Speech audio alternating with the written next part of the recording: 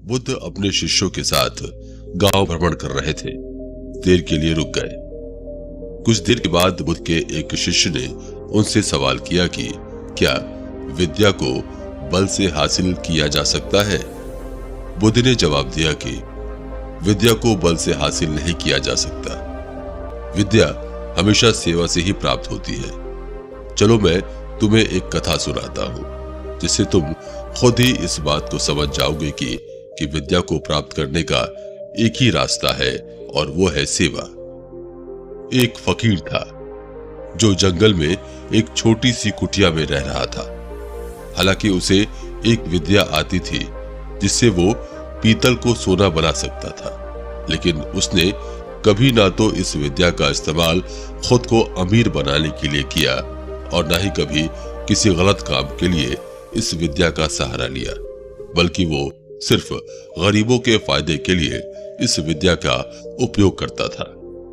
एक बार एक गरीब ब्राह्मण उस व्यक्ति के पास आया और उसने मदद करने की गुहार लगाई।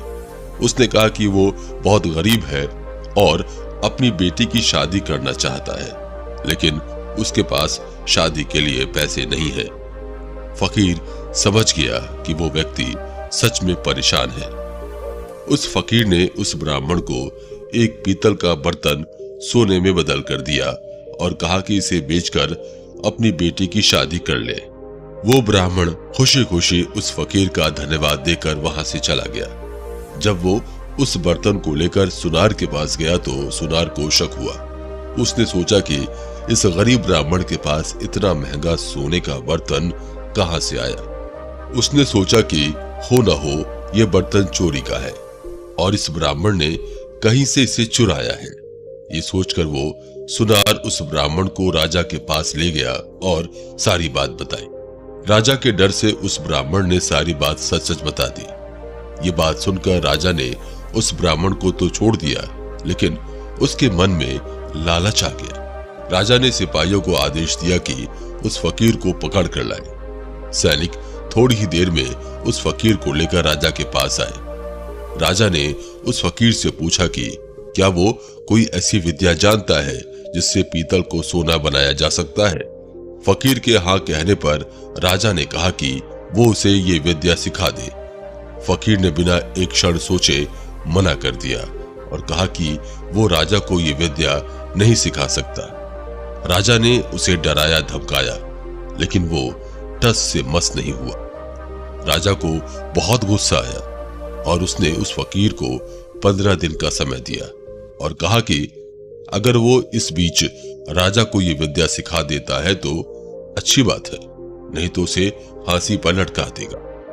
राजा रोज शाम फकीर के पास सिपाही को भेजकर पूछता कि क्या वो तैयार है या नहीं। फकीर रोज एक ही जवाब देता कि वो किसी भी हालत में राजा को ये विद्या नहीं सिखाएगा। समय निकलता देख राजा समझ गया कि फकीर डराने धमकाने से नहीं मानेगा, कोई और तरीका ही अपनाना पड़ेगा। इसलिए 7 दिन निकल जाने के बाद राजा भेष बदलकर फकीर की कुटिया में गया और उसके पास रहकर उसकी खूब सेवा की। कुछ दिन ऐसा करने के बाद फकीर राजा से खुश हो गया और पूछा कि तूने मेरी इतनी सेवा की, बता बदले में तू क्या चाहता है।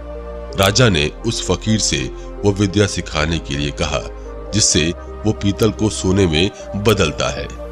फकीर ने उसे वो विद्या सिखा दी और कहा कि इस विद्या का इस्तेमाल सिर्फ दूसरों की मदद करने के लिए करना, अपने फायदे के लिए या किसी गलत काम करने के लिए कभी इस विद्या का उपयोग मत करना। फकीर से वो विद्या सीखकर राजा वापस महल में आ गया और 15 दिन पूरे होने के बाद उस फकीर को महल में बुलवाया और पूछा कि क्या वो अब उसे विद्या सिखाने के लिए तैयार है। फकीर ने मना कर दिया। राजा ने कहा कि अगर वो अब भी उसे वो विद्या नहीं सिखाता है तो उसे फांसी लगवा देगा। फकीर ने कहा कि आपकी जो भी इच्छा हो वो आप कर सकते हैं, लेकिन मैं आपको ये विद्या नहीं सिखाऊंगा। राजा ने हंसते हुए कहा कि ए फकीर, जिस विद्या पर तू इतना इतरा रहा है वो विद्या मैं सीख चुका हूं। ऐसा कहकर उसने उस व्यक्ति को एक पीतल के बर्तन को सोने में बदल कर दिखाया और पूरी बात बताई कि किस तरह उसने उस फकीर से ये विद्या सीखी। फकीर ने कहा कि राजा, अवश्य ही तुमने मुझसे ये विद्या सीखी, लेकिन तुम मुझे डरा धमका कर ये विद्या नहीं सीख पाए, क्योंकि किसी भी विद्या को सीखने का एक ही तरीका है और वो है सेवा। बुद्ध की इस कहानी को सुनकर बुद्ध के शिष्य भी इस बात को समझ गए थे कि बिना सेवा विद्या प्राप्त नहीं की जा सकती।